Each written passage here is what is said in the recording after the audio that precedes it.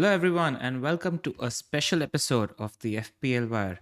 We have a big double game week in front of us, and one of the teams that's involved in this double game week is Manchester City.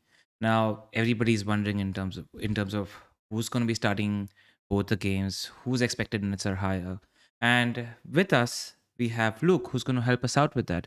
Now, most of you already know who Luke is and what he does, but in case you didn't, he's been predicting Manchester City lineups since the start of last season. We got him last year as well, before a double game week pod for Man City.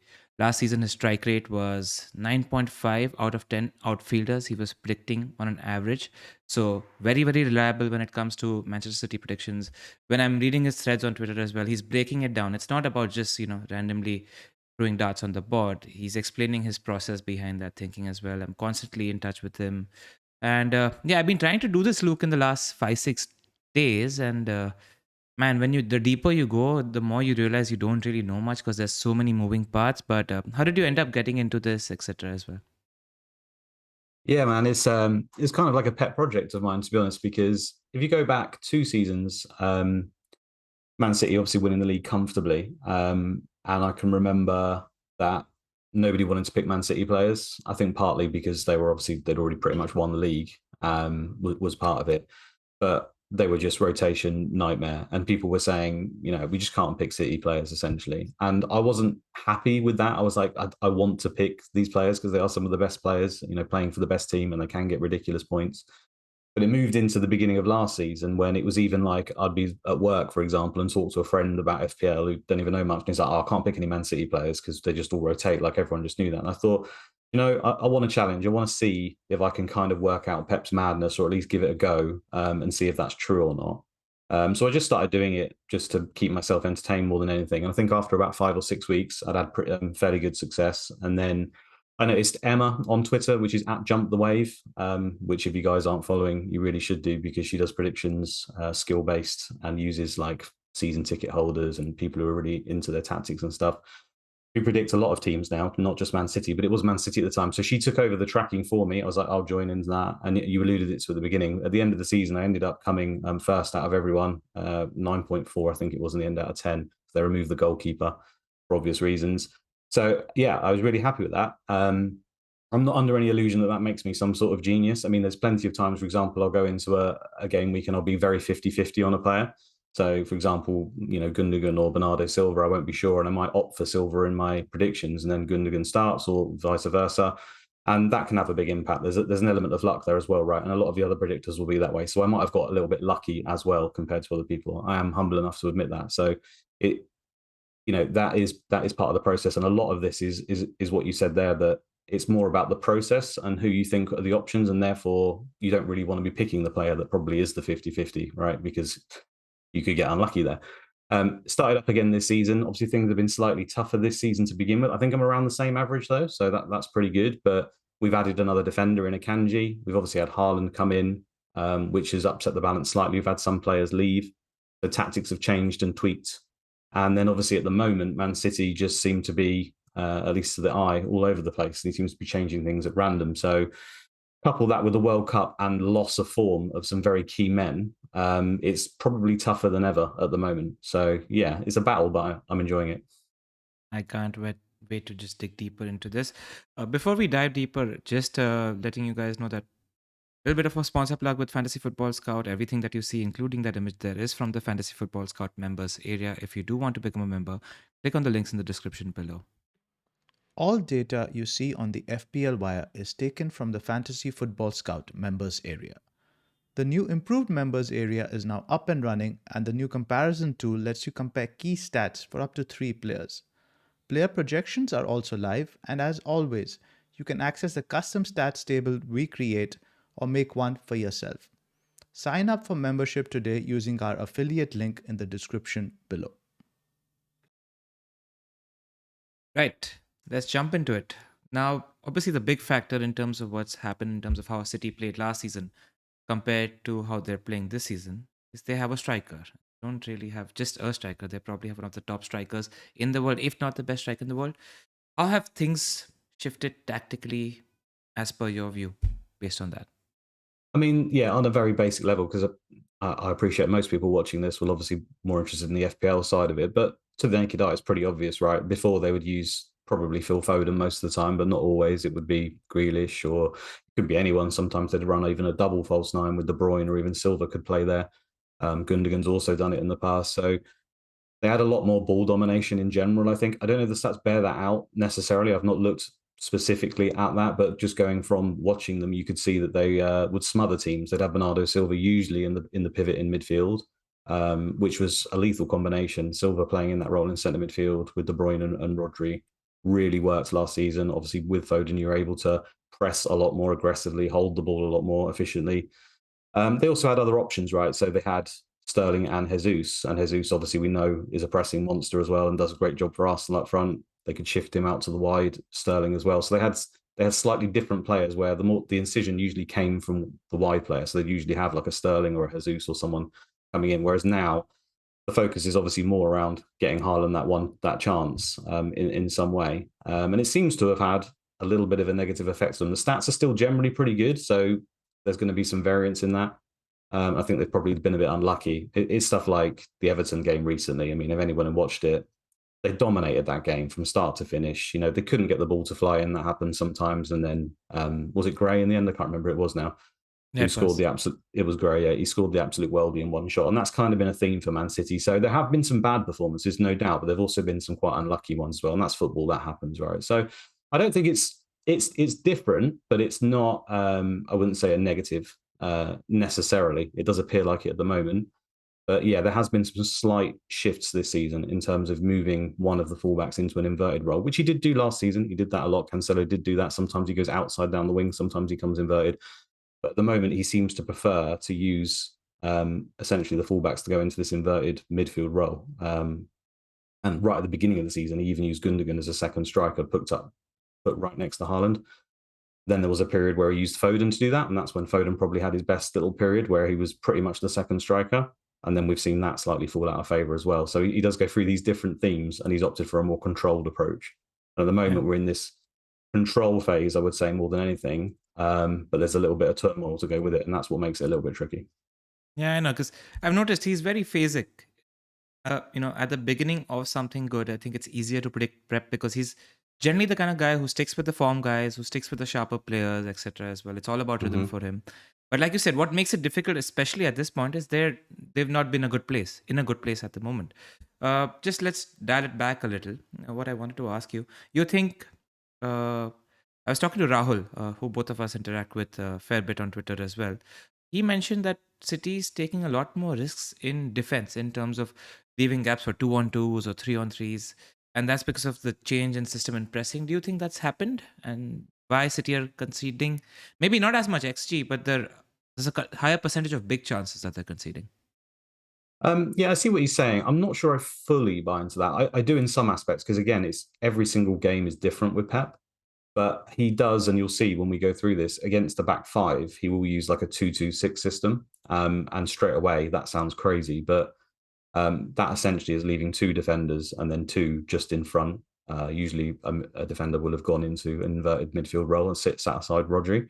So straight away, that's only four players at the back. He kind of breaks it down. So you usually have either like a five at the back system, essentially to cope with the defending, or a four at the back of the system this season, which he didn't seem to use that often last season. So that is the change, where it's probably one less player. But usually that is against when a team has a back five, like I say. So it's sitting up against them. So I don't know. I can see where he's coming from. And yes, there are occasions, but I think also we do get a little bit blindsided by what we can see right in front of us and we forget. I think even last season, the season before, that happens a lot. He has done that a lot. He has left it to two or three people at the back to defend these situations, and most of the time they were able to snuff that out, and they were imperious doing so. Teams weren't even able to break on them. I think the real change for me is more that the pressing from the front isn't as good, which then means that those occasions seem to happen more often, if that makes sense. So in the past, I mentioned you would have had Jesus and Foden basically playing, and now you might have, for example, Haaland and Mahrez, which isn't quite the same level of pressing. You might have had Bernardo Silva in centre midfield, which he was an absolute monster at that in midfield. His energy was non-stop. And now he's not been used in centre midfield as often. Gundogan's been used there and Silva's been used out wide. So I think you've lost a little bit of the intensity, which I think they were talking about again at the moment. Pep was in the media again this morning talking similarly, and Gundogan as well had an interview along those same lines. So just losing that, similar to Liverpool, I would say, in a way, just losing that extra yard of pressure and intensity can obviously cause those situations to be exposed more often. I think that's more what it's about. Right, yeah, because when you're assessing Manchester City picks from a defensive point of view, there's expected minutes, which is a conversation, and there's us assessing whether their defensive form has gone down and whether it's just random luck or whether there is anything more to it. So you don't think the second thing is much of a factor? Not much has changed. No, I mean, I would have thought, given the stat, I mean, I'm a big fan of following the stats at the end of the day, and the stats suggest they are the best defender in the league. And yes, they might not end up with the most clean sheets now because we're too far into the season. But I think if we were to play it out from this point at 0 and go again 38 games, they would be the favourites to be the best defence because that's what the stats say. So I do think the clean sheets will come, and they'll be right up there again at the end of the season. So, All right. yeah. Cool.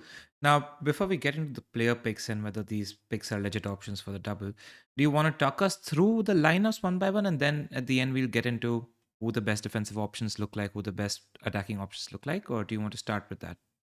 Yeah, I mean, I was happy to basically explain my process. So generally what I do is I'd look at the last game or the last few games and see what Pep's done, what shape he's used, because that really helps, is what shape you think he's going to set up in. I think that's what Pep does first of all. He looks at the opponent, as he mentions all the time, and says, how can I beat this opponent? So he'll set up in a particular shape usually. So guessing that is the most important part really, because that can have an effect on maybe 2 or 3 players in your lineup. Right? If you get the shape wrong and you don't envisage what he's going to do, then that can have a real knock-on effect. So first I try to do that usually. Then I'll look at the form of the players like you mentioned. And it might not be form in terms of goals and assists. That's not what I mean. In terms of carrying out Pep's instructions, how they've played, how he thinks that they've performed. That can come from his quotes to the media. That's obvious from the eye test as well, watching some people if they had a good game, whatever. That's very easy to see. And then obviously that third layer, which is usually probably the last one for him actually, is the fitness of the players. Like generally, there's some players he just wants to keep playing over and over for the rhythm, as you mentioned. Sometimes it will be a factor if the game is really close together. We're talking like 2-3 days, it can happen. Obviously, he will want to rest some of the big names, but generally he doesn't just rest for rest's sake, in my opinion. He'll do it if a player is really needing it, essentially, or he thinks he can beat the team comfortably and he's got some other fixtures coming up, just like every other manager and every other team does. So that's kind of the process. So what I wanted to do really, if it's all right with you, was just look at when they played Man United last time, which was 6-3, how they set up in that game, and then couple that with what I think is going to happen now. I think you've got the screen up here, yeah. So against Man United, you'll remember this game well. Obviously, being a Man United fan, it was 6-3, probably not the best game for a United fan to watch. They absolutely smashed them in the first half, didn't they? And then I think Man United came back a little bit in the second half. Yeah, and it was Anthony's first goal in this game, I think, was it? I think he scored that worldie out of nowhere. Yes. You can see from the image there, so you can see there's 5 players in attack.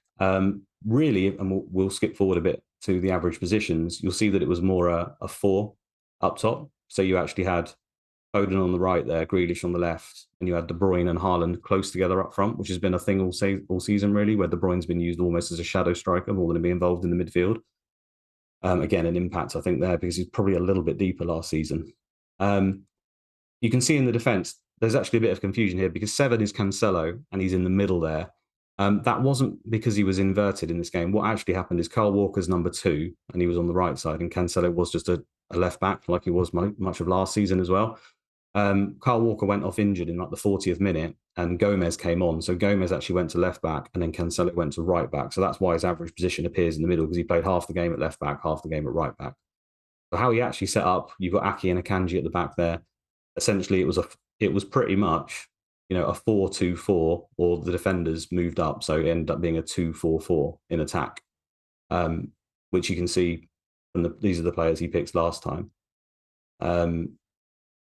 So I think that was the system he used early. And the game, I think, if I remember rightly, obviously check, was in terms of XG, was a 3 to Man City and 1.71 to Man United. Now, a lot of that 1.71 came towards the back end when the game was already done, to be honest with you. They absolutely dominated it. So apart from the last... There was a pen also, so that eats up a lot of the XGs. Absolutely. But then obviously to counter that, Anthony's goal was a worldie, wasn't it, from miles out, which I presume was like a 0.05 or whatever. So yeah, I think generally Pep would have been pretty happy with that game. He already said in the media this week, there's a quote going around, I might do something crazy for Man United. I haven't checked them out yet. Again, if they've changed anything. So again, it's what I'm alluding to. He's going to look at the team and see, how he thinks he can best set up to beat them. To be honest, I don't know whether Man United have changed much at all. I think they've got better, but I would have thought that he was pretty happy with the setup and how it worked. When we move into what I'm going to predict to play, we know that at the moment, what he's doing, however, is inverting one of the fullbacks into midfield, similar to how Cancelo actually ended up in that previous graphic, but that was just by happenstance. And this has been his most successful setup at the moment against the back four. So I think this is very likely to be the team versus Man United. And I don't usually say that as a predictor because I know how unpredictable the Man City team is in general.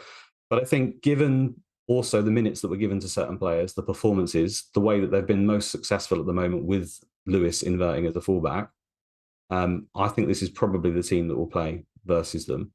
So my only real concerns here, I would say, is Bernardo Silva and Gundogan is pretty much a lottery. The fact that Gundogan played all the minutes last night and Silva didn't would suggest to me that Silva probably plays it, but that could easily be Gundogan. But either way, I don't think anyone's touching either of those guys in FPL. You could see Silva go out to right wing instead of Mahrez, but I just don't see it at the moment. The way the guy's playing is fantastic. Obviously rested again last night, as was Bernardo, but I think it was for this reason because they're both going to play. So I think Mahrez is fairly safe. Foden was excellent versus Man United, so that's something to bear in mind. And he did play on the right wing. He obviously scored a hat-trick. He actually scored a lot of his goals from the left side because he kept cutting in. So there is that to bear in mind, that Foden could make an appearance because he was excellent last time against Man United.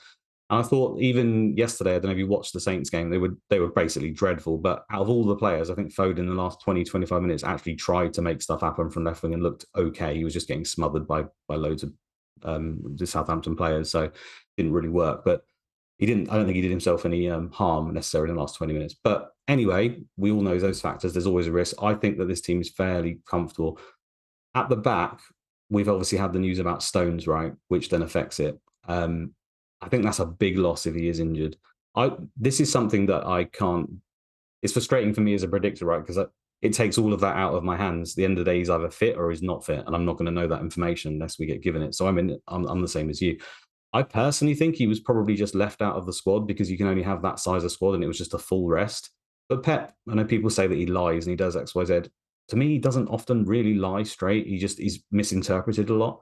And he sort of plays up to it. So there could be something in it. We know John Stones gets injured a lot. Like that's the biggest issue with John Stones, to be honest. He's pretty much been their best defender, I'd say, since January 21 even. Do you remember that little run when Diaz and Stones got like 8-9 clean sheets? Yeah, they had a ridiculous run of about 9-10 clean sheets in a row. Fantastic. Ever since then, he's probably been the best defender for Man City. It's been injuries and other circumstances that have left him out. And he's just doing periods. I can't remember the last. John Stones used to have this thing where people would say we'd make a mistake, right? I can't even remember the last time John Stones made a mistake. We're talking years ago now. The guy is just immaculate. And his ball playing from that right centre-back role is really, really good, and in the centre. So I think if there's even a slight chance that he's fit, he's going to play. Obviously, again, we don't know the injury. If it's a muscle injury, then will he play both the games? I just don't know. I don't know what your feeling is on that either, but it's a tough one to gauge. I think Laporte will essentially come in for either Stones or Akanji, depending on his fitness, pretty much. But the rest of them, with the Bernardo and the Gundogan thing, I think are fairly nailed for this game against Man United. That's famous last words, isn't it? All right. I have a couple of questions with your predicted lineup here. Now, as I see, the only position in attack, couple of positions in attack that you're not maybe fully sure about is Grealish versus Foden. If you had to put a percentage to allude how much percentage chance Grealish had of starting compared to Foden, where would you put that? I'd probably put it something like 80% for Grealish, 85% for Grealish. The fact that he came off early, I think that was to do with his illness as well. Probably indicates that you wanted to build him up. He was obviously ill, missed training for a bit, so give him a few minutes and his legs ready for this game. It's the whole control thing again. Although Foden was fantastic against Man United, I think at the moment he's really in that control phase and he's very worried about the transitions and stuff like that. And I think therefore that gives Grealish the edge in a game like this where, he just does that better than Phil. So I think Grealish will start there. 70, what did I say? 80, 85, something like that. Yeah. Yeah. especially like you mentioned with the style of pressing being slightly different, and he will want more possession, especially against a team like United that are so good at their transition. So yeah, I do agree with you there. Uh, Fairly confident Cancelo doesn't play this one. Yeah, I mean, so if he was to go with the flatter system that he used last time, when Cancelo was left back and then ended up right back, and obviously it worked, then I think Cancelo would play it because he essentially pushes down the fullback better than most players. He'd probably use Walker on the right and Cancelo at the left. I think I gave you a graphic that's right at the end, but it's fairly obvious. Everyone should know what that setup is like. He usually has one of the fullbacks is more defensive than the other, right? And the other one pushes on. We're skipping all the way through. Sorry about that. No worries at all. Yeah. Okay, so that would be like a more traditional setup, right? Similar, I suppose, what they would use last season, more often than not. So he could revert to that and use similar to what he did, but I just think at the moment, Cancelo's kind of made the decision for him. He's just not been in the best form at all. He looked again off of it last night. I think it's a risk to play him at the moment in a game like this. So that kind of makes my mind up that he wouldn't play in the Manchester United game. The benefit, the main loss here would really be Walker, right? People have talked about it. I guess that was going to be your next question, right? Or something like that. But Walker has been very useful in the past it's all talked about for England, marking Mbappe, right? We know that he's good when it comes to fast wingers. And obviously Son and Rashford are extremely fast. So you could argue that Walker could come in here. I just think that, again, him playing last night, playing in the centre-back role even to cover, given his age and stuff, I don't think that he did that knowing that he wanted to use him for the Manchester game. And I think using Walker is almost like trying to put out a fire that's already started. Rashford and Son have already started to run. They've already broke on you. And yeah, you've got to put Walker there because you've got to have someone who can compete against that and stop it. In Pep's mind, and he started to do this a lot last season, he'd even played John Stones ahead of Walker even when he was fit in that role because he didn't want to lose the ball and he wanted to be positionally sound in the first place. So not even have the fire start. So in Pep's mind, he would rather Rashford just not receive the ball in that situation to begin with. And this setup helps them with that, I think, having Lewis in that role, having Stones there. So there's a lot of responsibility on Lewis, but we know how much he's been talking up recently. So yeah, chance of Walker, but I think it's more likely this. All right. Now, obviously, people that are buying their City assets this week are buying them and hoping to hold on to them right until game week 23 when they have a double then as well. Because I think people want to make their City bet this week. So let's say if Pep tells us tomorrow that Stones is fit and there was nothing, that was an issue. You think he's the best defensive pick in Man City until 23 for the foreseeable? Yeah, I think comfortably. I think he is. It's always the injury thing. That's the worry with me. And when the games are close, so the other double is actually 3 days apart, I think, playing Aston Villa and then playing Arsenal. I think that's right. Yep. So if you were looking at that double as well, and they're in a comfortable position and all their centre-backs are fit, could Stones feasibly miss, say, Aston Villa and then be ready for Arsenal? Absolutely. It could happen, right? Because there's not a massive drop-off to any of the other centre-backs. So that's the worry with him is when the games are close, he has come out and said in the past, like his body can't necessarily cope. However, we have seen it where Stones has gone on runs and just played 8, 9, 10, 11 games in a row before when he's in top form and it's working. So, there's no definite answer there. And this is why we're doing this sort of pod, isn't it? Everyone wants I want this Man City player and he's just going to play all the games. There is a very good chance that is not the case. However, I would say out of all of them, Stones has the best chance of staying in the team because I think he's comfortably their best defender. He is the best on the ball out of all of the players, and his defensive work and his speed as well. He's actually deceptively quite fast. Is all very useful in this setup. So I think Stones has definitely got the best chance. And is Ake close in comparison to Stones when it comes to expected minutes, or Stones is comfortably a better pick given both are fit? I think Stones is the better pick again if he's fit. The thing with Ake is, and he has had injuries as well. Ake, to be fair, you don't see him as injuries prone as Stones. And at the moment, given the Cancelo issues, the fact that they don't have any other left backs really. I know they have Gomez, but he's, as you saw last night, he is just not up to it. He's not up to it. He won't be seeing him in the Premier League again. I'll be very surprised, to be honest with you, if we do. So I think that Ake has got that benefit of being incredibly defensive sound. As Pep says, he's probably the best defender they've got in the 18-yard box. Now, when you're playing against teams who you're scared of that could score some goals, so Man United and Spurs, do you want essentially what Pep says is his best defender in the 18-yard box? I would say yes. I would have thought you want him. So I think he's pretty secure. The only issue really is when we go to the Spurs lineup, you'll see later, and if they do use this 2-2-6 that they often use, then maybe there's an argument to use Laporte instead.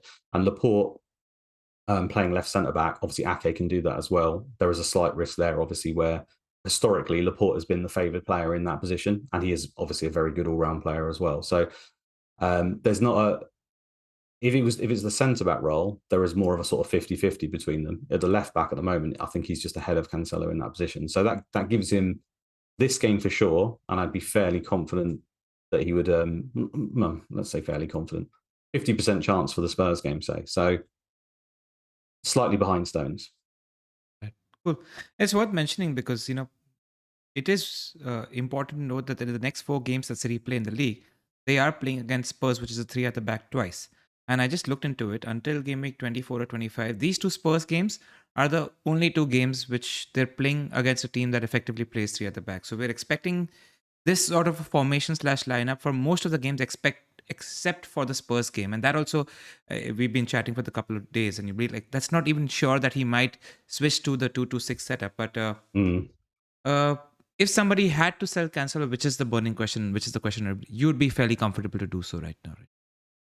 Yeah, I'd sell Cancelo. I think he's got a chance, as we'll see, against Spurs of playing. But just all encompassing, just from an FPL point, he's just too expensive for a player that's not nailed. His main point was the fact he was nailed. He also had some attacking output.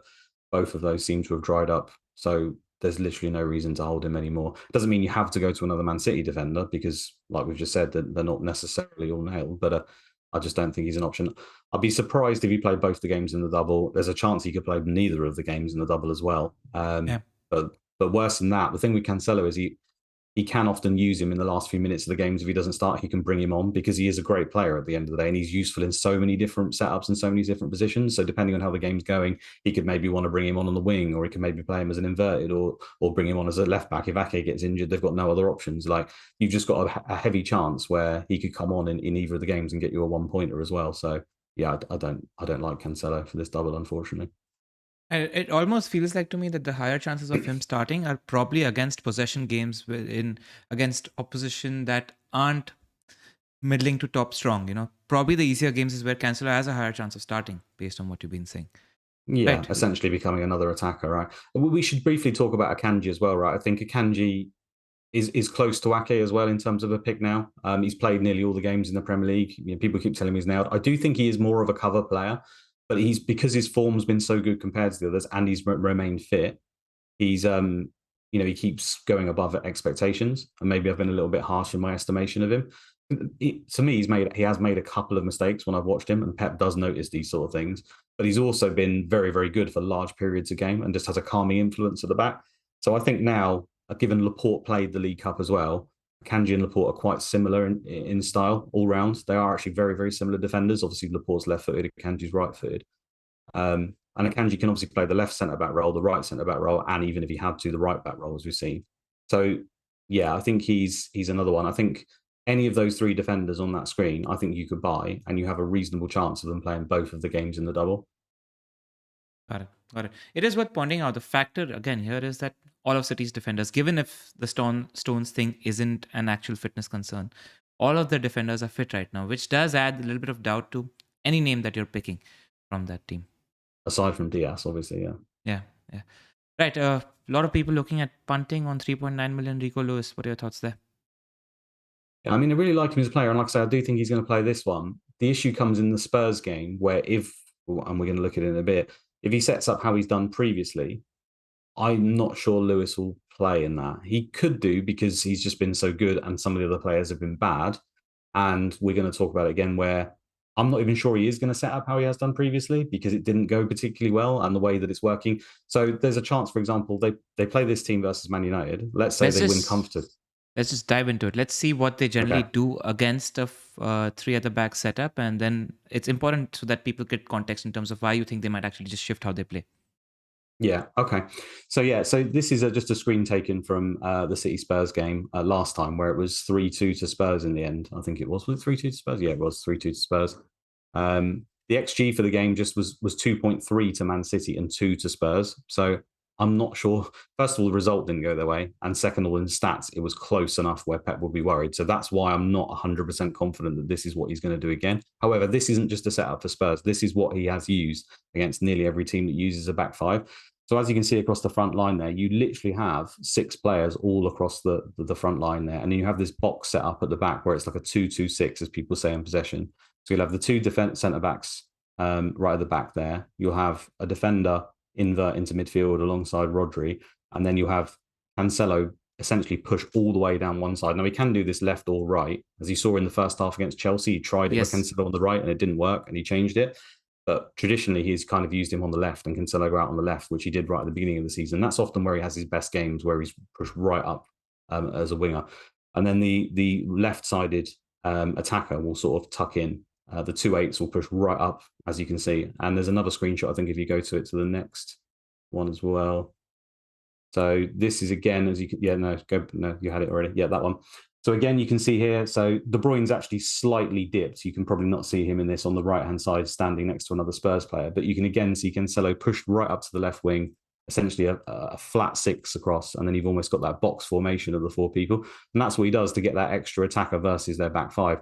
This obviously leaves them open, though, in my opinion, to what Spurs are very good at, feeding the ball into Kane and then him laying it onto Son, which we haven't seen much from Spurs this season, to be fair. Kane's been playing more up front, but this is, this is the worry. Will he do it again? So if you go to the next one, just to show the defensive shape again, you can see the 4 at the back, right in the middle there, and you can see Cancelo's chasing back hurriedly as they break on them once again from that left-sided slot. But it's just to show that it's very much a 2-2 or a almost box 4 and then the 6 up top. Those were the players he played last time. Cancelo from the left wing, bombing all the way forward. The front players were interchanging quite a lot in this game. Foden was all over the place, Sterling was all over the place, and Bernardo Silva, because we know that when he played that last time, Sterling and Foden would interchange quite often, who was playing in the actual 9 position during the game. Yeah. And what also happens is Foden actually tends to be a lot more central against a 3 at the back opposition, because like you mentioned, he's definitely not playing the wider role. He's playing the 2 on the either side of the forward, which is just closer to goal. So his responsibility is much more goal scoring. So you do like him as an FPL asset in these kind of games against 3 at the back as well. Absolutely. So yeah, that's just an envision where if he is to do the same setup versus Spurs, I think that you could look at something like that where there's some debate, right? So Cancelo go down the left again. Foden would tuck in and become the second striker, almost like you said. Mahrez would hold the width on the right. Now, Mahrez could be Bernardo Silva. He did play there last time. So he's not 100% for this. But again, I already mentioned, I think given the way he's playing, I think there's a good chance that Mahrez would hold that. And he does hold the width better than everyone else. And he did it well against Chelsea in the second half when he came on, because he came on for Cancelo and he was really good. So Pep did mention that he was really good in this role on the right wing as well. Absolutely. Also, given the fact that the Gundogan and Silva seem to be a little bit rotating at the moment, you'd have thought, well, Silva, if he gets the last game like I've just had, that leaves Gundogan on the bench, then he'd be fresh for this one. So that would probably mean that Gundogan would play in this one alongside De Bruyne. Again, there's always that, if Silva has a stinker, if there's all other factors that could happen in the Man United game. This is why it's always hard to predict beyond one. But I would suggest at the moment, this is probably the likely lineup for Spurs if he was to follow that same system. So Walker rather than Lewis. Walker could be Lewis because Lewis does do that inverting role very well. But we mustn't forget that Walker has done it before numerous times. He did do it at the beginning of the season. Also, what actually happens is he's more of a 3 and he'll only move up into that box when they're really, really pushing up the pitch. Just move up a little bit. Obviously, Walker has got the recovery pace to be able to do that as well. He will more dip and sit next to Laporte and Stones in general play. And obviously the use there is to protect against Son, which I think he is generally terrified about. The thing with Walker, it's quite tricky, right? It's quite hard because last night he played as a centre-back versus Southampton and he wasn't particularly good there. But is that his fault? I mean, I don't think that's his fault. If we go back to the 4-0 win against Chelsea, where Walker played as a right-back, he was fantastic in that game. He was very, very good. And he played as a traditional right-back. He was bombing forward. He even got an assist in that game. Really up and down the pitch and looked every bit the Walker we've seen in the past. So that's why I don't think you should just write him off necessarily from last night's game, because I think that there is a chance he is just used in a more traditional role in a game like this. But this is, again, if they go with the setup that they did last time, there is no guarantees at the moment that they will do that. So I'm not saying this is my predicted lineup for Spurs. I think there is actually a chance where he abandons this because it hasn't necessarily worked in past, and he will go with a similar setup to what you saw against Man United, where he will repeat the same and just ignore it and go with this inverted fullback. I do think there is a chance of that. I feel like the result against United also does sort of dictate a fair amount in terms of who's stepping up, who isn't, because he does have a few people not really particularly passing the ball well or pressing well, etc. I mean, the game yesterday, Foden, the last two games he's been playing, he's actually been playing in midfield, and he hasn't got the game by the scruff of the neck. And he's only been playing because De Bruyne was rested for the two games that are coming. So we don't quite yet know that left midfield spot isn't as predictable, seemingly to me. But I'm looking at the Foden to Mahrez switch, and the reason being that I'm just trusting that Mahrez has been in the best form he's been in the City shirt for a long time, and he's going to stick with the player. So I think it subjectively comes down to how much you believe in Mahrez as a player, because you know that if there's a stinker coming, then Pep might drop him.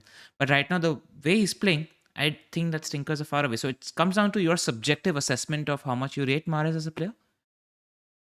Yeah, possibly, but I just think he's been playing so well. Like when he's come back from, he didn't go to the World Cup, but when the World Cup happened, he's the thing with Mahrez. Pep loves Mahrez, and he said multiple times he struggles with Mahrez because he knows his potential and how good he is, and he wants to use him on the biggest stages because he thinks he's a fantastic player. Hence why you will nearly always see him playing in the Champions League games. But he struggled to use him in the Premier League because he basically didn't do as much work as he wanted him to do, or a lot of the time he wasn't that good last season. Like, he was pretty bad. It looked like his power was waning. But at the moment, he is playing really, really well. So when he's playing well, he is comfortably now, with the loss of Sterling and Jesus, the best right winger in their squad. People call out for having Foden on the right and Grealish on the left, right? But he has been very reluctant to use that. Very reluctant. And Foden doesn't often play there.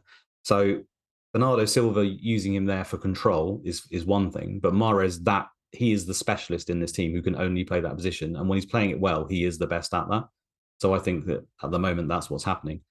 But you add in the fact that he really needs to get the width from somewhere, because at the moment the fullbacks aren't good at it. They usually had the width from Cancelo, right, as we can see in this lineup here. Lewis, I mean, there's nothing to say that Lewis couldn't become an outside fullback and do it, but we haven't really seen it that often in the past. He's inverting more so than staying out wide from what we've seen. Where's the width coming from, essentially? Grealish is right-footed, and although he holds on the left, he does end up naturally drifting in because he's right-footed. So the width will either come from Foden wide left, or a Cancelo, or Mahrez, who is the best at holding it. Despite him cutting in, he does hold the width well. So it all points to Mahrez. We've been here before, right? We know in FPL, I got Digne recently. People have got like a stank around them, right? Where so many times we've tried to rely on them in the past and they've let us down. I think that it is a skill to be able to ignore that, though, and just say that, you have to judge each situation on the circumstances that present themselves. So at the moment, I think Mahrez is a good option for the double. Yes, there is always a chance that he only plays one of them, but I think there's a good chance, to be honest, he continues to play until like we've seen, Pep wants to change something or he has a terrible game. So he's a reasonable option. The problem is, you might need to use a sub layer, but you could get lucky. Maybe you don't need a sub layer. Maybe you've got yourself one of the best assets. I mean, technically, Mahrez has been, ever since Leicester, when he's actually on the pitch, one of the best FPL picks in the game. The problem has been he isn't on the pitch. Yeah. I mean, to me, since the restart, he looks like City's sharpest attacker by a distance. He just looks the part right now. And so I'm weighing up this move, and that's why I'm just indulging, because a lot of people have started with Phil Foden during Game Week 17 and are wondering whether they should not or not. The fact that City have a double in 23 actually makes me inclined to make the switch right now, because there's a higher chance, the expected minutes for Mahrez are higher in this double game week. And if you're looking at a midterm point of view, I think there's definitely a higher chance of Mahrez having higher expected minutes. I think because there are two doubles and two games in the middle that you're talking about, which is why I'm willing to take the punt. If it was just this double game week, and especially because of Foden's perceived role that you were citing against the Spurs team, where he'll be closer to goal, where he could get a goal or two, and him having done well in the United game, I'm less likely or less inclined to do it if it was just this double. But if it's a 6-game week view we're talking about, I'm willing to roll the dice there. What are your thoughts? Yeah, like I say, at the moment, and it's always at the moment with Pep, I think Mahrez is in the team and would play Wolves as well, potentially, because they're going to play a back four now. And we just saw from the previous lineup, their setup against the back four is essentially the team against Man United. Yeah, everything really suggested the fly in the ointment is essentially Bernardo Silva, right? Because Bernardo Silva has been so nailed for Man City in the past, and for good reason. I think he's absolutely world class, pretty much. Um, you always struggle to think, well, where am I going to have to play this guy? There's this thing with Bernardo Silva about, is he going to leave Man City all the time? And I think that's been impacting his minutes slightly, maybe, where his head's not 100% in the right space, because he was Pep's guy. And Gundogan is very much wanting to stay at the moment, it appears, and then stay on as a coaching role and all this stuff that has been talked about. And he's been used more in the centre. So if you're going to play Gundogan in the centre, then Bernardo Where Silva do you? loses out on that position, and then where do you put him? Right, the only other position he really can play in the team is that right wing position, and we've seen that a lot of the season. That's where Bernardo Silva has ended up playing. But at the moment, Mahrez is playing better than him, so Mahrez stays in. That's the way I look at it. All right. Now, just a couple of quick fire questions in terms of what FPL players are asking. A lot of people are wondering whether they should make the Salah to De Bruyne switch. De Bruyne's as nil as it gets in that team sheet, right? Are you worried at all? Are you worried about his output at all? What do you see there? No, I think De Bruyne plays both. I think De Bruyne's not been playing well since the World Cup. He's had a couple of games where he's looked okay. He looked pretty good against Leeds, to be fair, in points. And he was very good in the League Cup game, the first game I actually went to the Etihad. He was fantastic in that game. But yeah, he's not been great. But I don't think you should take any notice of that. We're talking about a world class player who plays in moments quite a lot of the time. These are two big games, and he could be absolutely fine. Do I like him as an FPL pick in general? No, personally, because I think he's too expensive for what he offers. I think Salah and Kane are better. But when it's a double game week, of course, he's probably going to play 180 minutes. I can't see, just because he's not playing particularly well, De Bruyne missing out in the games because of what I've said. He's the big name player that Pep's always gone to in these games, and let's not forget he's been rested 2 cup games in a row in preparation for this, in my opinion. So to suddenly just change that around doesn't really make sense to me. So I think he plays, and he's obviously a fine option. Yeah, I think especially when you're assessing, not against Kane, but if you're assessing De Bruyne versus Salah, it's two additional doubles that you're talking about. And I'm talking about confirmed doubles. Yes, there's a lot of speculation in terms of Liverpool having a double probably in 21 or 22, but bird in hand, right? So given 2 extra games, De Bruyne, the switch does seem worth it, even for a hit. No, I saw your pod before, and you guys were very much on it. I'm not as keen on it personally. I think it's fine. I think De Bruyne probably outscores Salah because he's got 2 extra games across that point. I don't disagree with that. I just think that there's potential to cover Man City with 3 other options and then still keep Salah, and therefore you could get close to it. So that's the way I'm going, but it might just be because of the way my team's set. Like, I could do Salah to De Bruyne. I've only got 2 Man City. But for someone like me, I've got Chalobah and Digne don't ask in defence, so I've got to sort those problems. So it makes sense for me to go to a Man City defender. But yeah, for the general wider view, I don't hate it. I just don't think it's an absolute guarantee. Like, you need to do it personally. I think you could look at another Man City player or just ignore it entirely, which is fine, because if people don't want to play the whole roulette game, I understand. Fair enough. Just anything worth mentioning about Alvarez at all? The only reason I'm probably think context might happen is actually he could easily play the Phil Foden role here against back 3, where he presses, he's a press monster, etc. as well. Likes to play well with Haaland as well. Maybe that sort of puts Foden's minutes in doubts. We could see it, but I think if we look at the evidence we've got this season, I think I'm right in saying he's only started in 2 games with Haaland. I think that was against Copenhagen, and I can't remember if it was Bournemouth now. I think it was Bournemouth that he played in a 2, and it's a slightly different setup to what I've shown. He essentially starts in a 10 role, just behind Haaland. So yeah, he feasibly could. And this is something I did want to touch on. At the end of the day, Pep has, because things haven't been going well at the moment necessarily. You've obviously got Alvarez, World Cup winning striker, just come back starting for Argentina. And now we've got 2 big games. There is scope for all of this just to go out the window, for him to try something new, to try to revert to it. But on the evidence we've got so far, Alvarez has basically played against the teams where they are far superior to them. They offer little to no counter threat, so Copenhagen and Bournemouth, and he expects the game is literally going to be played in their penalty area. And then he says he wants 2 guys who sniff the goal in and around it, right? I don't really think the Man United and Spurs games are set up to be games like that. So I would say no, it's probably not going to happen, with the caveat that it's Pep. So Yeah. he could It's go just crazy. worth mentioning, because like we spoke at the start of the pod, it's a very phasic thing with City when they're transitioning from one system to the other. And just because they've had a couple of bad results in the last few weeks, we could just be in the middle of a transition. It's worth just spelling that again. But on that note, couple of big questions. The first one is, let's say you were wildcarding this week, the 3 City assets you'd have. Well, it would be Edison, unfortunately. I'd have Edison, I'd have Haaland. And if it was wildcarding, do you know what? I'd probably be tempted to have Mahrez and then maybe just fix it later if I needed to. I think that's probably what I would do if I could completely reset it up. I would have said Stones prior to the fact that we've had this injury down now where I just can't say whether he plays. But it's one of Stones or Mahrez would be my other option. I personally wouldn't look at anyone else, to be honest. I mean, De Bruyne, yes, as well. I'll add him in there, but I wouldn't personally have him. Okay.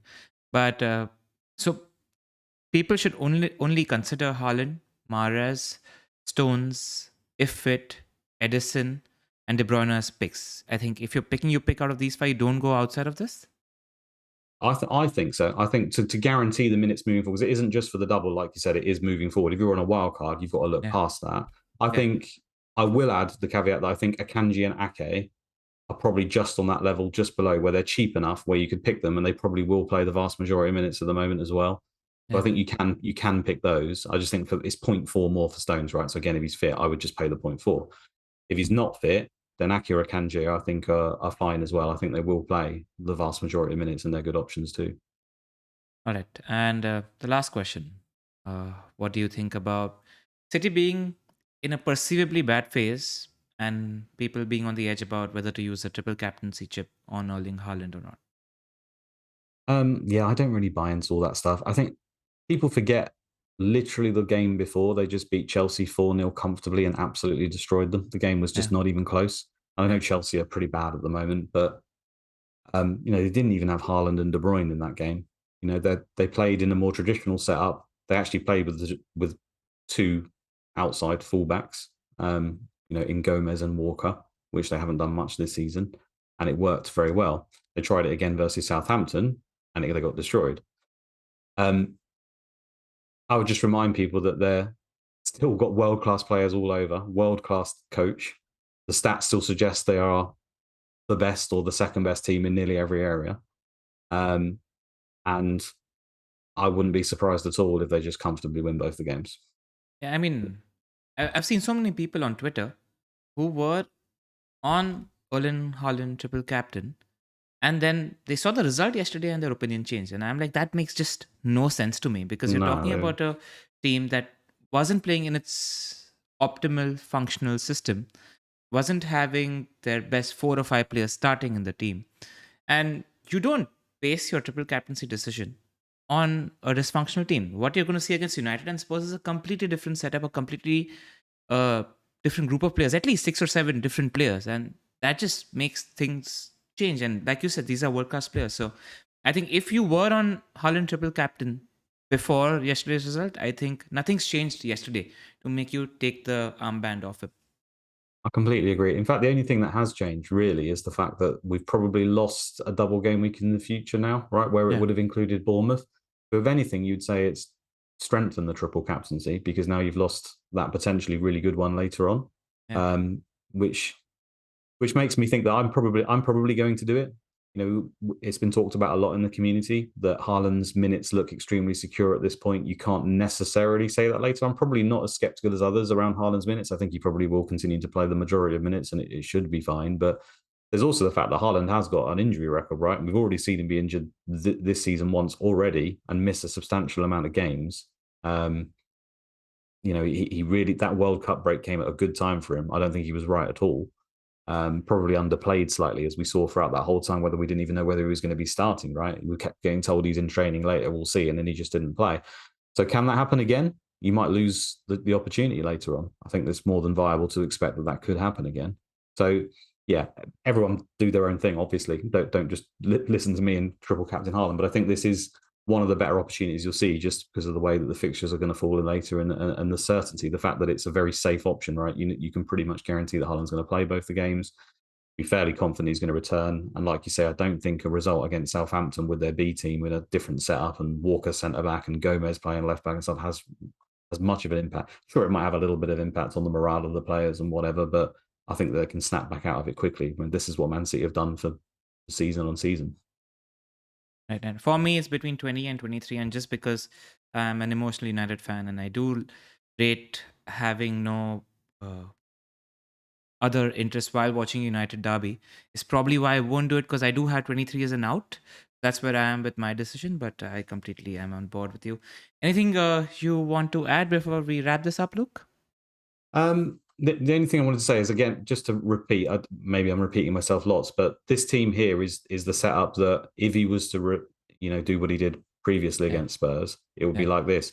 Because of how bad it's been going and because of how worried he is at the back, I'm not 100% confident he will go with a team like this. He may just revert to the previous team that we saw against Man United or a very similar setup. So I wouldn't let it necessarily put you off some of your picks. But yeah, we all know the risk, right? Predicting 1 week with Pep is hard enough, let alone 2 weeks in a row. It's extremely difficult. But we've been through the picks that I think are good. So yeah, I mean, essentially, when I'm reading your Twitter threads, especially when you're predicting your teams, I'm actually more interested in the 5 tweets that follow the screenshot where you're putting the team out, because contextualizing is everything in my opinion, which gives you the information which enables you to make the picks you want to. And I think that's what we've done on this pod, where we've just contextualized everything for our listeners, and then they can judge as per their own purview how they want to go with their decision making. And that's what we like doing on this podcast. Thank you so much, Luke, for being with us. If you guys don't already know, you can find him on Twitter at ffscout_Luke. He also does a podcast with Sam called Inspected Goals. You should check it out. They pod every Thursday night. Is that right, Luke? That's right, yeah. Well, most Thursday nights. Most Thursday nights. Cool.